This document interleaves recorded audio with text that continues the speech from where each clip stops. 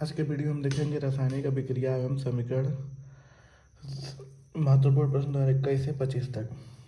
प्रश्न नंबर 1 है, अकार्बनिक यौगिकों में संयोजन अभिक्रिया तथा विस्थापन अभिक्रिया को उदाहरण द्वारा समझाइए। ये 2025 में पूछा हुआ क्वेश्चन है। प्रश्न नंबर 2 है, संक्षारण से आप क्या समझते हैं, इससे निवारण के 2 उपाय लिखिए। 2025 और 24 में पूछा है। प्रश्न नंबर 3, निम्नलिखित अभिक्रियाओं को संतुलित रासायनिक समीकरण लिखिए। पहला इसमें है zinc chloride plus silver nitrate, reaction है zinc nitrate plus silver chloride. इस तरह के क्वेश्चन को हमें पहले इनके सूत्र लिखना पड़ता है और सूत्र लिखने के बाद संतुलित करना पड़ता है। ये 1 2 3 4 5 क्वेश्चन है। ये 2024 में पूछा हुआ पहला, दूसरा 2025 24 22 में पूछा है, तीसरा पूछा है 2022 25 24 22 में, चौथा पूछा है 2025 में, पाँचवा पूछा है 2025 में। इस तरह के क्वेश्चन आते हैं जिसमें एक एक नंबर का होता है। सबसे पहले इनका सूत्र लिखना होता है, फिर इन्हें संतुलित करना होता है।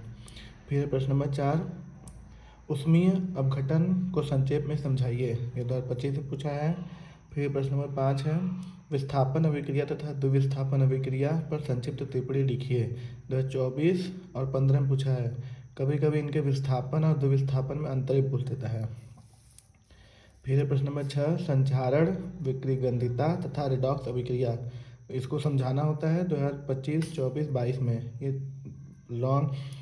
लघु उत्तरी में ज़्यादातर आता है, लघु उत्तरी और विस्तृत उत्तरी में ज़्यादा क्वेश्चन आता है, अलग अलग करके पूछता है।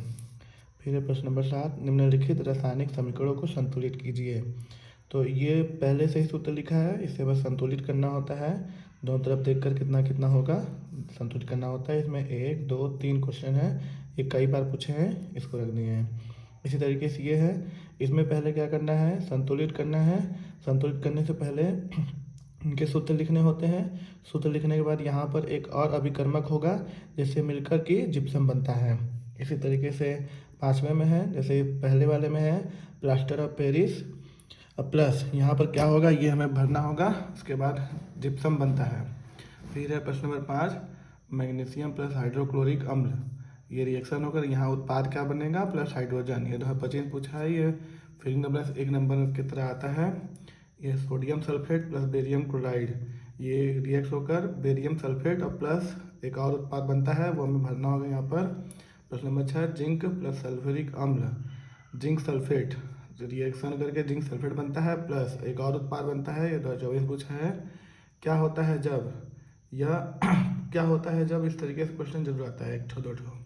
तो इसमें एथेनॉल को एथेनॉइक अम्ल के साथ सांद्र H2SO4 की उपस्थिति में गर्म करने पर एथिल एसीटेट का बनना, इसका हमें एक वो रासायनिक समीकरण देना पड़ता है, संतुलित रासायनिक समीकरण। दूसरा है, एथिन को वायु की उपस्थिति में जलाया जाता है तो क्या होता है। 2024 में इसका रासायनिक समीकरण देना पड़ता है।